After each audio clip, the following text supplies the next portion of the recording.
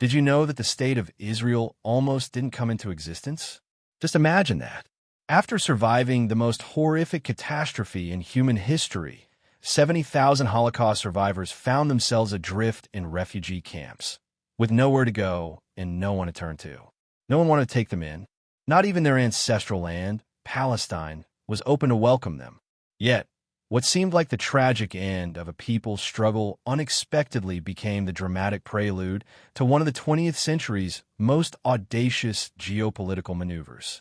This is the true and raw story of how Israel came to be. It wasn't simply a direct consequence of the Holocaust, as many might assume.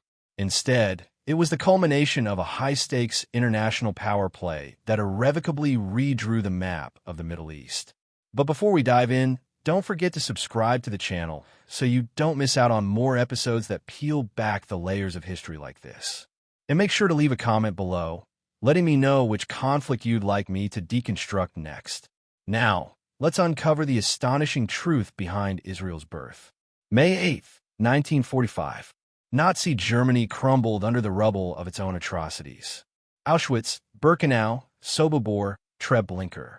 Names that have become synonymous with hell on earth. 6 million Jews have been systematically annihilated through unimaginable and barbaric methods. Yet, amidst the ashes of Europe, something was stirring, rising from the devastation. It was the survivors. These walking skeletons had escaped death marches, witnessed the demise of their entire families, and lost everything, save for one unbreakable thing: their indomitable will to live. Those 70,000 lost souls were funneled into displaced persons (DP) camps. They hailed from Poland, Ukraine, Hungary, nations whose very names now evoked shudders of terror and painful memories. They resolutely refused to return to lands where they had witnessed their loved ones' blood spilled. But here's the shocking part. The world, having just united to defeat Hitler, now seemed utterly clueless about what to do with them. The Allies were preoccupied with a myriad of more pressing issues: rebuilding infrastructure, managing German POWs, and repatriating millions of other displaced persons. The Jewish survivors were simply not a priority. In Palestine, their ancestral homeland, where Abraham had walked and David had ruled, was completely closed off to them.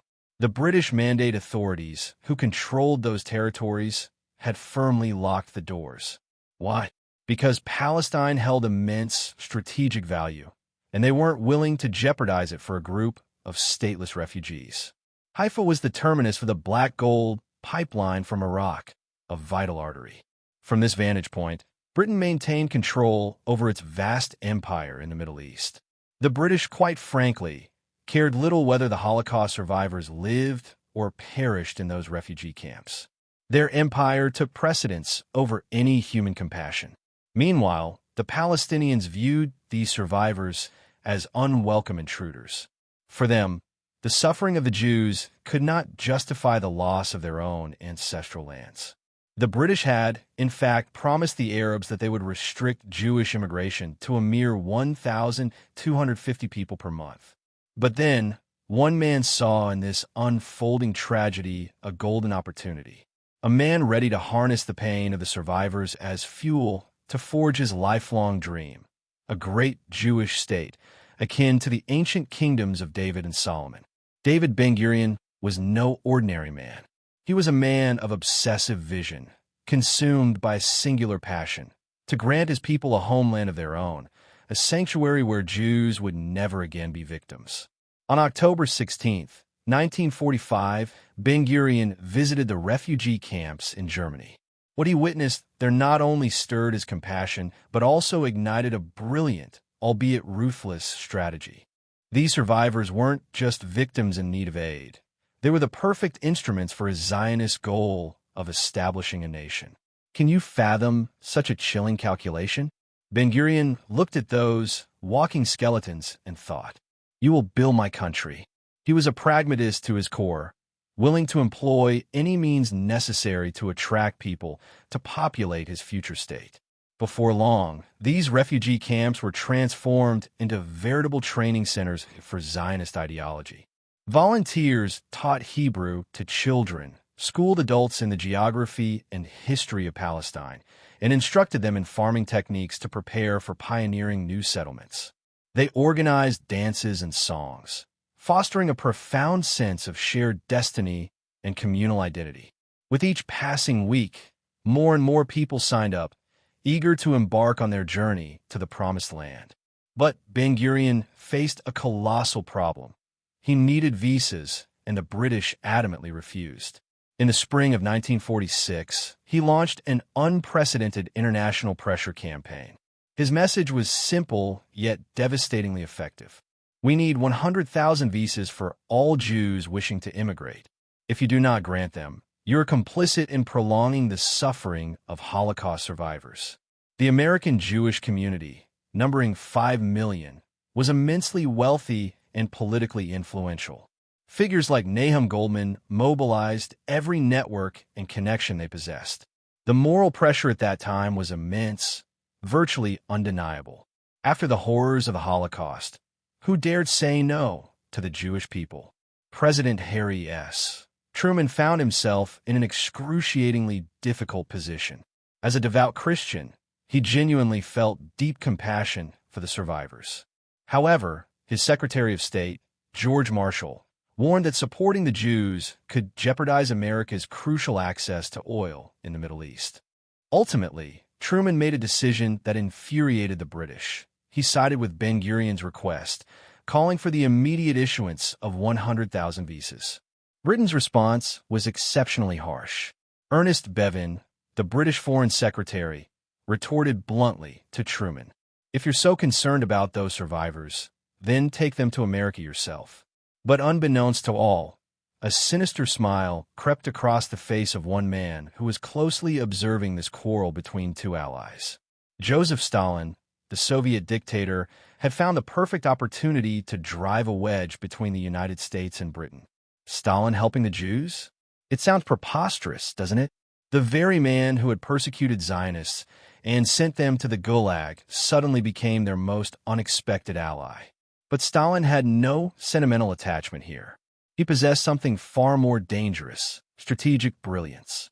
The Soviet dictator recognized that the dispute between the U.S. and Britain over Jewish refugees was a geopolitical goldmine. If he could escalate that tension, he could weaken Britain and gain a foothold in the Middle East, a region where the Soviet Union had always been marginalized. So, virtually overnight, Stalin threw open the borders. Jews from Poland, Bulgaria, Czechoslovakia, and Romania began to pour through territories controlled by the Red Army. It became a human river flowing towards the refugee camps in Germany. These people were fleeing waves of anti-Semitism that still ravaged Eastern Europe. Thousands of families sought the protection of the Western Allies, yet in their minds, there was only one ultimate destination: Palestine. Stalin's plan was devilishly simple: intensify pressure on Britain and the U.S. by flooding the refugee camps until the situation became utterly unbearable. And it worked perfectly. David Wall, an American Zionist, even publicly celebrated. The Soviet government has helped increase the number of refugees from 70,000 to 250,000. This is an incredibly valuable resource for promoting immigration to Palestine. Meanwhile, clandestine immigration networks proliferated across Europe. In the Balkans, smugglers dispatched by Ben-Gurion orchestrated grueling journeys along mountain trails to reach small Mediterranean ports. Hundreds of desperate Jews boarded dilapidated, overcrowded ships in deplorable conditions. For them, it marked the end of a wandering life and the beginning of a new chapter. But as they neared the coast of Palestine, the Royal Navy lay in wait like hungry wolves. British soldiers, the very same who had liberated Nazi concentration camps, now used truncheons to beat the survivors and force them into a new kind of hell: the Atlit detention camp. For these individuals, the Promised Land had become a nightmare. Having just escaped Nazi camps, they now found themselves behind barbed wire fences, surrounded by watchtowers and armed guards. Ernest Bevin, the British minister, showed not an ounce of compassion. He even made a statement that sent shockwaves through the entire Jewish world. European Jews should not try to push to the head of the queue. If they're trying to get to the head of the queue, then don't be surprised if anti-Semitism rises in Europe again. Those words ignited the flames of rebellion. Have you ever witnessed an entire people transform from victims into warriors? That's precisely what happened in Palestine following Bevin's statement. Previously peaceful Jews declared enough is enough and launched the most ferocious uprising the British had faced since World War II. The transformation was stark. Ordinary citizens who had never touched a weapon began seeking out black market rifles and explosives. The era of passive suffering was over. It was time to prove that Jews would never again bow their heads to anyone. The summer of 1946 saw a wave of attacks targeting British interests. Oil infrastructure, military bases, communication lines. All were systematically targeted and destroyed. The British woke up each morning, unsure which part of their empire had been sabotaged overnight. But on July 22, 1946, the violence escalated to an entirely new level. In Jerusalem, a Jewish militant group attacked the King David Hotel, which housed the headquarters of the British Mandate Administration. It was a direct hit to the very heart of British rule in Palestine. The horrific explosion reduced the hotel to rubble, killing 91 people and injuring over 40 people. During that fiery summer, nearly 250 British soldiers lost their lives. The British response was equally brutal. They scoured every street, every house, hunting down the attackers. Over 3,000 Zionist supporters were imprisoned, effectively decapitating the movement's leadership. The British also tightened their immigration policies to an inhumane degree. Holocaust survivors who managed to reach the shores of Palestine were immediately forced onto wretched prison ships, living in appalling conditions, and deported to Cyprus, where a massive internment camp had been established solely to hold them. Do you see the bitter irony here? Having just escaped Nazi camps, they once again found themselves behind barbed wire, surrounded by watchtowers. The United Kingdom was determined to show it would not concede an inch. But David Ben-Gurion was too shrewd to be subdued. He completely altered his tactics with a move no one had anticipated. To make his project more palatable, he abandoned the ambition of claiming all of Palestine and proposed a revolutionary alternative. Why not partition the land? The Jews would take one part and the Arabs the other. It was a calculated concession that paved the way for something that would change everything: official support from the United States. On October 4, 1946, Harry S. Truman publicly endorsed the establishment of a Jewish state on a portion of Palestinian territory. For Britain, this felt like nothing short of a stab in the back from its own ally. The British now found themselves abandoned by the U.S., pressured by the Arabs, and relentlessly harassed by Jewish resistance fighters.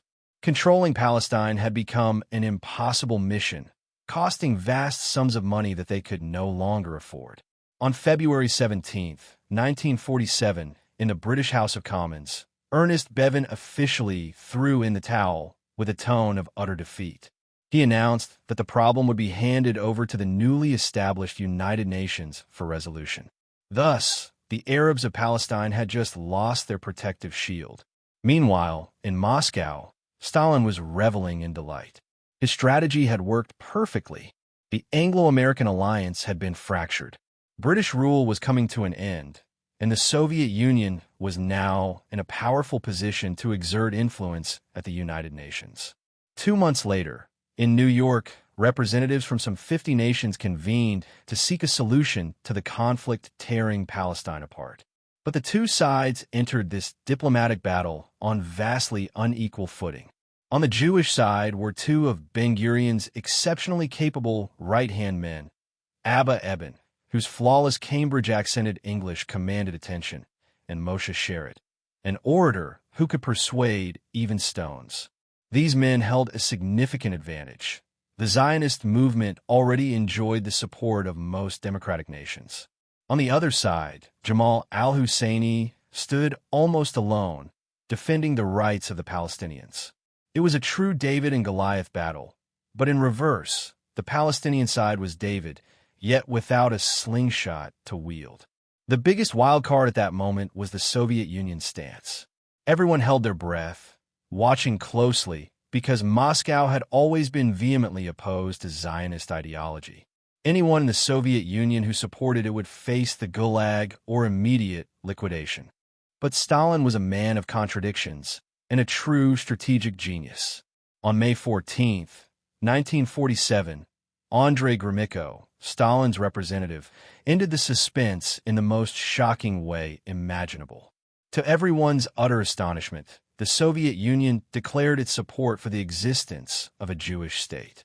Abba Eban was reportedly speechless, frozen in disbelief. It was a golden opportunity, appending all their previous assumptions and calculations at the United Nations. The situation began to look dire for the Arab world. To reach an agreement, a committee was established, headed by Emil Sandstrom, a Swedish diplomat, to conduct a fact-finding mission in Palestine. That summer, Sandstrom and 11 delegates arrived in the scorching Holy Land. But the Arab leadership made a fatal error. They resolutely refused to cooperate. For them, Palestine had been their land since time immemorial, and there was no need to prove the obvious. Due to this boycott, the committee members had no opportunity for direct contact with the Arab population. They merely passed through Palestinian villages, witnessing their poverty and lack of development. Conversely, the Jewish side welcomed them with a reception that was nothing short of Hollywood-esque. Ben-Gurion spared no effort to enchant the distinguished guests with elaborate propaganda, singing, dancing, every conceivable theatrical display. The delegates were taken on tours of burgeoning industrial areas, flourishing agricultural settlements, and impressive school systems. It was a flawless demonstration of modernity and progress. But behind those meticulously crafted displays, the committee also witnessed something that profoundly shocked them: the pervasive presence of the British repressive apparatus. Barbed wire, checkpoints, and roadblocks were ubiquitous. The Guatemalan delegate even described it as nothing less than a true police state. Capitalizing on the presence of the UN committee, Ben-Gurion orchestrated a global propaganda campaign that fundamentally altered the world's perception of the conflict.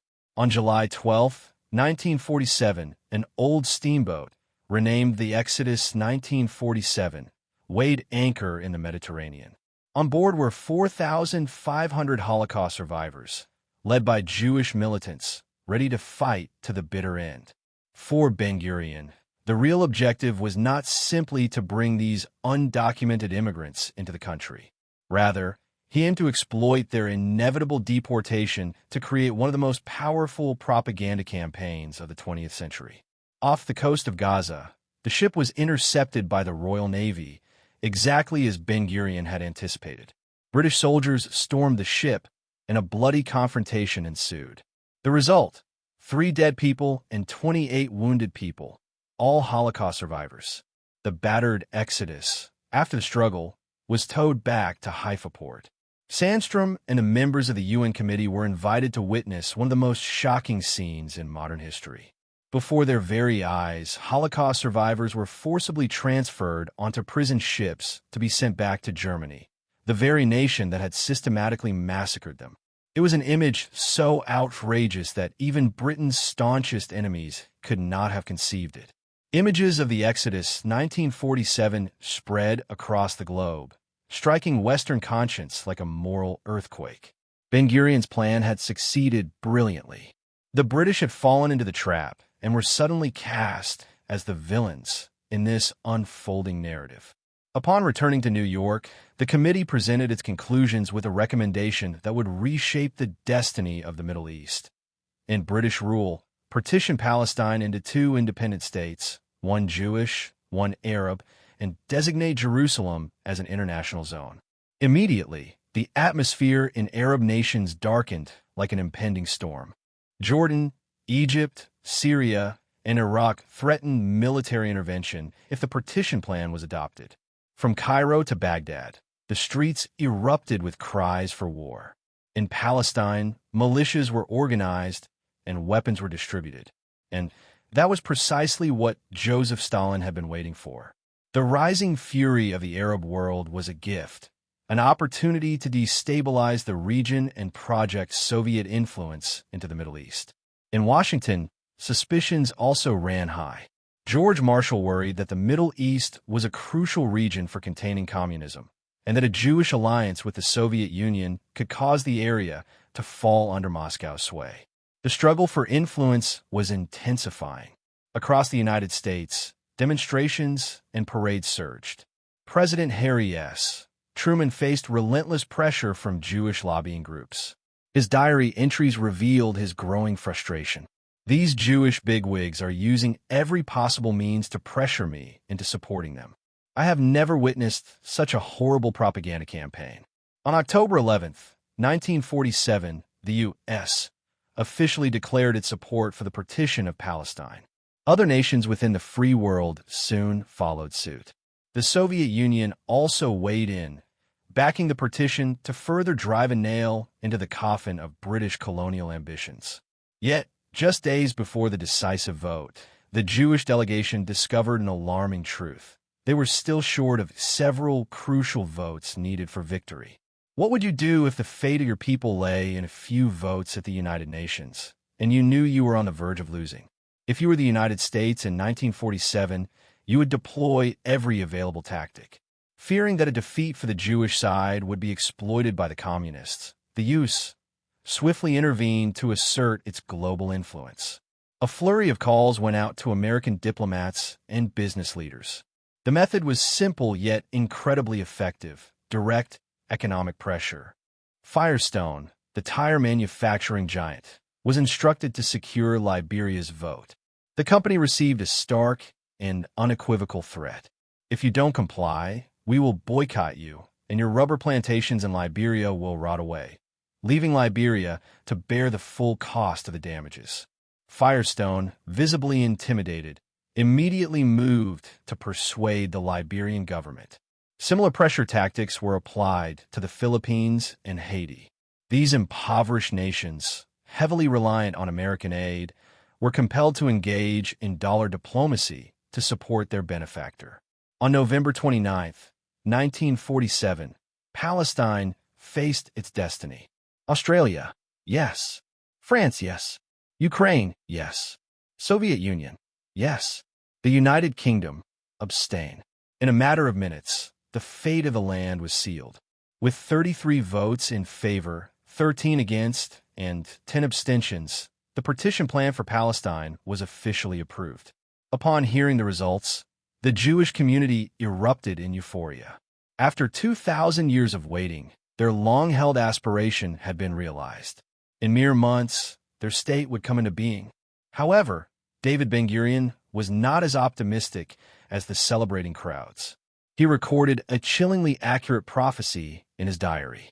Today they dance. Tomorrow they will weep tears of blood. For the Arabs, a pervasive sense of injustice and betrayal took hold. Amin al-Husseini vehemently declared, "We will fight against the partition of our country. We will not accept any agreement." In Jerusalem, riots erupted immediately. Protests quickly escalated into violent clashes. Jewish shops were destroyed, and 7 people were killed that very day. Thousands of Palestinians launched attacks on Jewish settlements. Sporadic gunfire rapidly spiraled into a full-blown war. Even with his daily yoga practice to maintain composure, Ben-Gurion remained deeply anxious.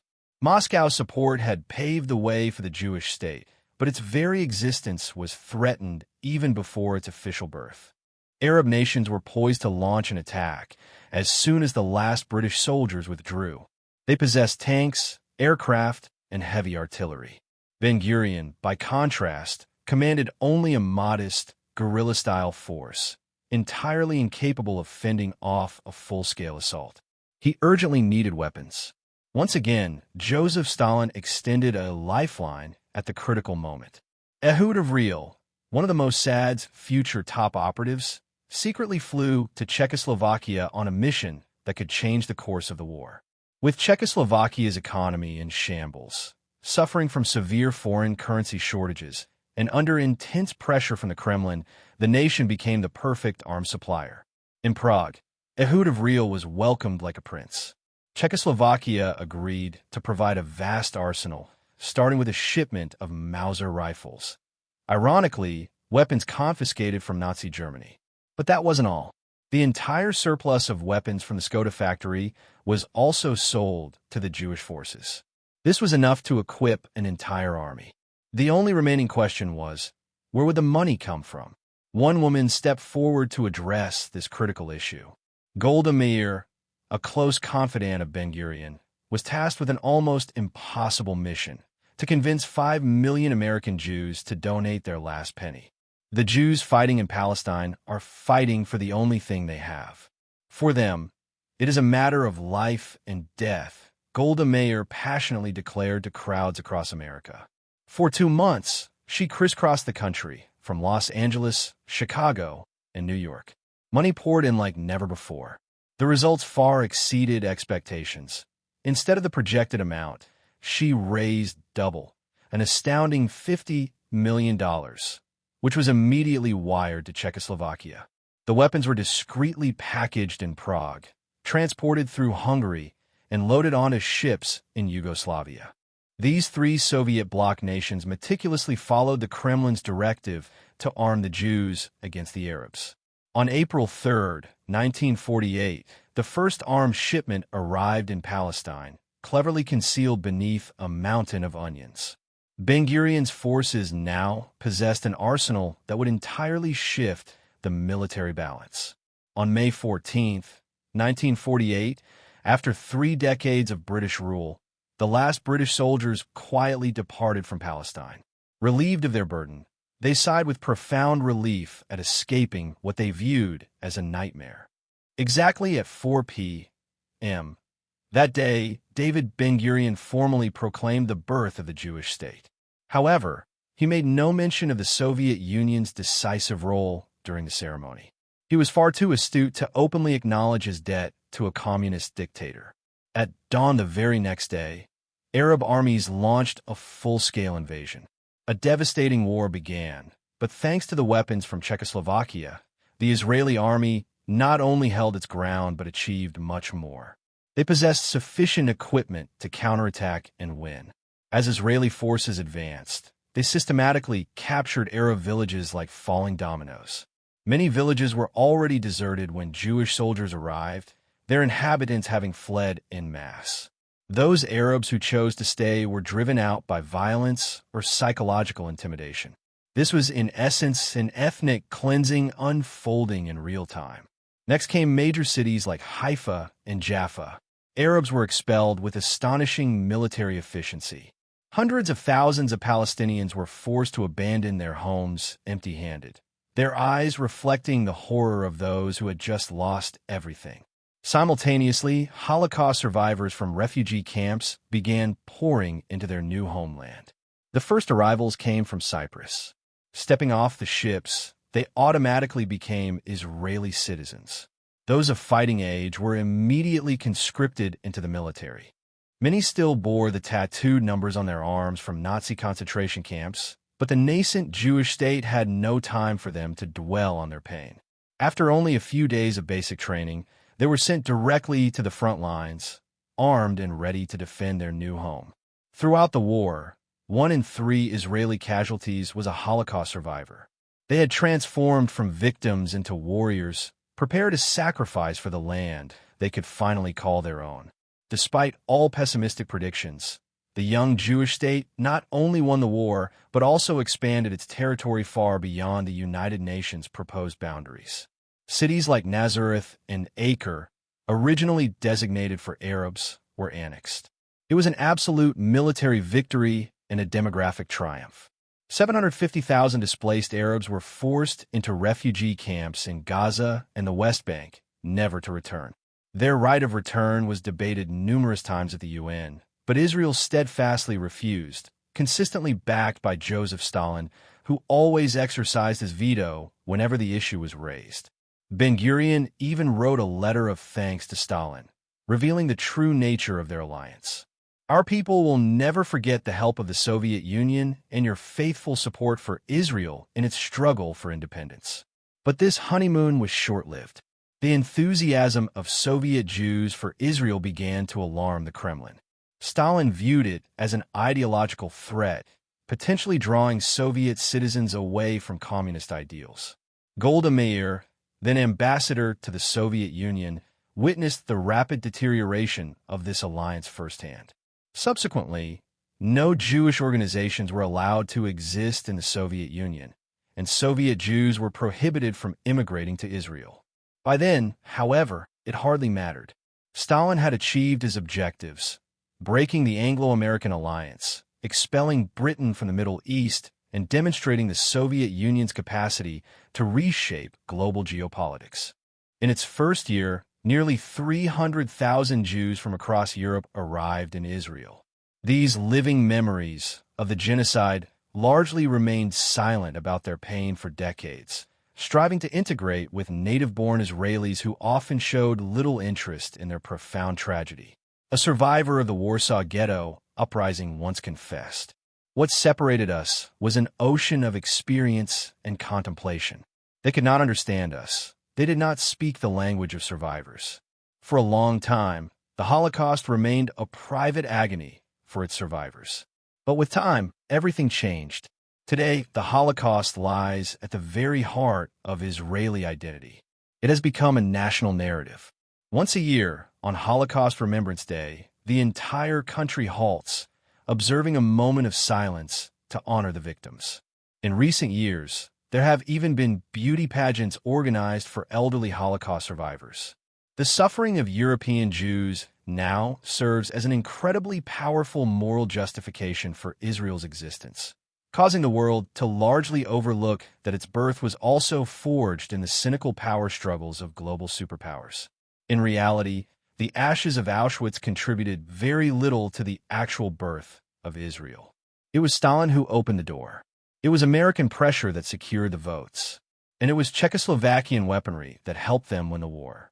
The Holocaust became the moral justification, but the real cause was a geopolitical chess game, where survivors were mere pawns in the hands of those vying for power, oil, and territory. This is the true story that textbooks often don't tell you. Israel was born not just from suffering, but also from one of the most coldly calculated and ruthless political maneuvers of the 20th century. Thank you for watching until the end of this video. If you enjoyed this kind of historical deep dive, please remember to subscribe to the channel so you don't miss future episodes.